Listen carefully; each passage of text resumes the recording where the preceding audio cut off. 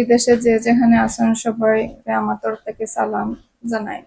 আপনারা জানেন 2020 সালে আমার ছোট ভাই রায়হান কে পুলিশ ফাঁড়িতে ধরে নিয়ে আকবর এবং ওনার সঙ্গী সাথীরা যারা যারা ছিল মানে থ্যাংক মারছেন যে আমার বাইরে আপনারা সবাই জানেন। আজ আরো 1 মাস পরে আমার ভাই মারা যাওয়ার 5 বছর হয়ে যাইব। তাই অতদিন আসামিরা জেলও আসলা, বাট আমরা অনেক আশাবাদী আসলাম যে আসামি যেহেতু জেলে আসেন আমরা এটার একটা সুস্থ বিচার এবং রায়টা ফাইমো। ওখানে আর্গুইং চলে, একটা জাস্ট খালি আর্গুইং হয়েছে, একটা আর্গুইং এর পরে বর্তমানে সিলেট যে নতুন যে জজ তাই পুরা 1 মাস পরে নেক্সট ডেট দিছেন বিকজ অফ থানোর প্ল্যান আছিল। এটা থানোর যে এটা প্ল্যান আছিল এটা আমরা জানতাম না। মানে বর্তমানে মানে সবগুলা আসামি জামিনে তারা বার হয়ে গেছে। বাট আমার প্রশ্ন দেশ এবং বিদেশ সব জাতির কাছে, তারা যদি ইলা জামিনে যদি বার হয়ে যাইতো পারতো বা পারে, তাইলে এখানে আমরা দেশের সর্বস্ত জায়গার মানুষের আমরা অত আন্দোলন করলাম, অত প্রোটেস্ট করলাম, অত জায়গা গেলাম, অত সাংবাদিক ভাইরা মানে সব জায়গার নিউজটা প্রচার করা সবকিছু তো বৃথা।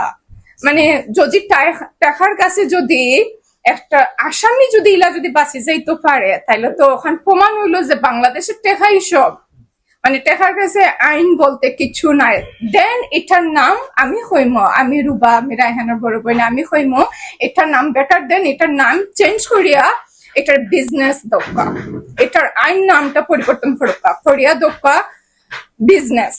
আমার যে আম্মা আজ যে 60.5 বছর ধরে যে একজন অত অসুস্থ একজন মানুষ যে কৌটোর দ্বারে দ্বারে আমি যখন দেশে যাই আমি দেখি আমার আম্মা 7টা থেকে সোজা ঘুমাইতে পারে না, তাই নয় আজকে কৌটোর ডেট, আমার আম্মা আজকে কৌটো যাইতা, আমার আম্মা সিভিয়ার ডায়াবেটিক্স প্রবলেম, আমার আম্মার হার্টের প্রবলেম। এই যে একটা মা মানে এই যে সারাটা দিন এখন বেমারি মানুষ শুধু পানির বোতল নেই সাথে একটা পানি খাইয়ে যে মানুষ সারাটা দিন কৌটো, আমার আম্মা কিতা ফাইলা, আমরা দেশবাসী কিতা পাইছে।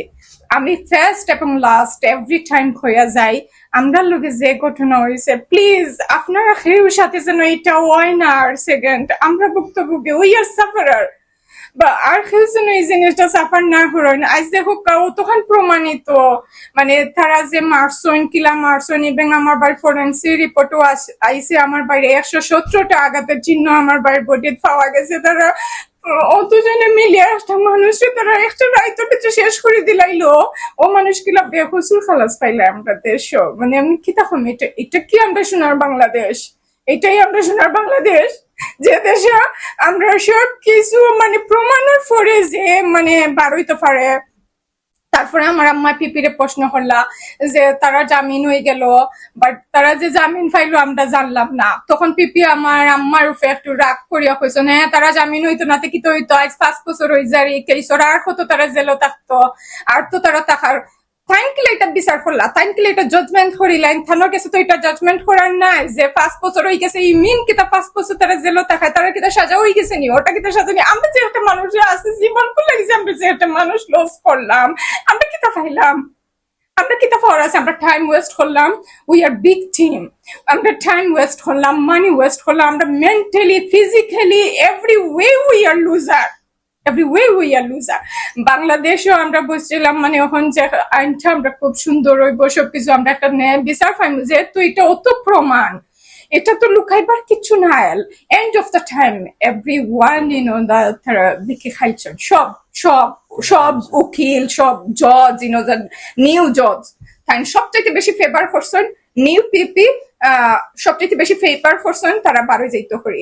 এরপরে আরেকটা আমার প্রশ্ন, আমার পিপি ওইটা কইছেন কিতা আমার আম্মারে আপনি মানে এটা রায় হইব, রায় হইলে এটা এটা এটা কিতা মানে রায়টা খার হইতো সাজা খার হইতো, আমার আম্মার না আমার হইতো, এটা রায় মানে কিতা ওখানে আসামি হল বাগি যাইব, ফেস টু ফেস নুমানা হো সময় বাগি গেছিল, ওখান তারা বাগি যাইব, ওখান তারা তো সব বাগবো আস্তে আস্তে দেশটা কি যাইব কি তো ফাঁসি খারে নিয়ে দিতা, আমার আম্মারে না আমারে নিয়ে দিতা ফাঁসি টাইম টাইম খারে নিয়ে সাজা দিতা, তো দেখা যায় আসামি না। এটা রায় দিয়ে আমরা কিতা করতাম? আমরা দেশের মানুষ এই রায় কিতা মানে সার্টিফিকেট পারে গোলা থাকে জুলাইতাম না, ওটা জগফানি এটা দিয়ে ওটা ভিজাই আমরা খাইতাম, আমার ওটা উত্তর দিতে হবে পাশে, মানে এটা ওটার লাগেনি আমরা দেশে প্রবাসী থেকে আমরা অত রেমিটেন্স পাঠাই, আমরা দেশ উন্নত হইতো করি, আমরা দেশে সবকিছু উন্নত হইতো, ওটা নিয়ে উন্নত আমরা দেশ, আমরা যেই হার বাংলা পরিশ্রমের টেক আমরা খারারে দেই, আমরা কিতা জাস্টিস পাই তারার গেছে, আমরা তো কোনো জাস্টিস পাই না। এই যে একটা মা এত একটা অসুস্থতার মধ্যে যে সারাটা দিন কৌটো, এই মাটা কিতা পাইলো?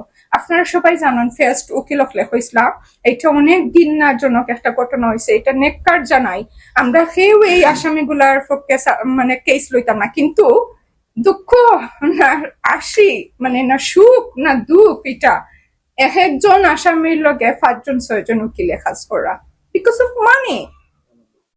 তাদের যেটা মানি আছে আমরা এলাম মানি না। টু বি অনেস্ট, যেটা আমরা মধ্যবিত্ত ফ্যামিলির মানুষ, আমরা যেটা পরিশ্রম করি, আমরা হালাল উপার্জন করি, আমরা পরিশ্রম করে উপার্জন করি, তারা হারাম মানি আছে, তারা ব্যয় করতে পারবো, আমরা ব্যয় করতে পারতাম না, আমরা ব্যয় করতে পারতাম না দেখে আমরা বিচার পাইতাম না। আমি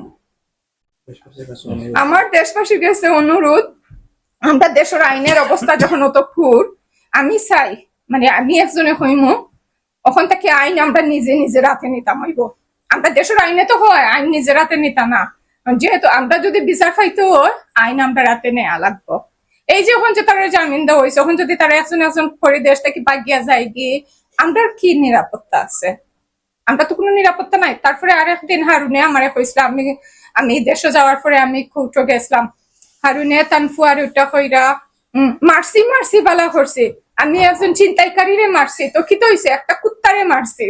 অতটুকু সাহস, অতটুকু সাহস এই মানুষটা কই থেকে পাইছে? আমার সামনে আমার বাইরে লইয়া কথা কইছে। জি এসআই হারুন যে মার্ডারের সাথে জড়িত। আমরা কতটুকু হার্ড লাগছে, we are loser, we are big loser.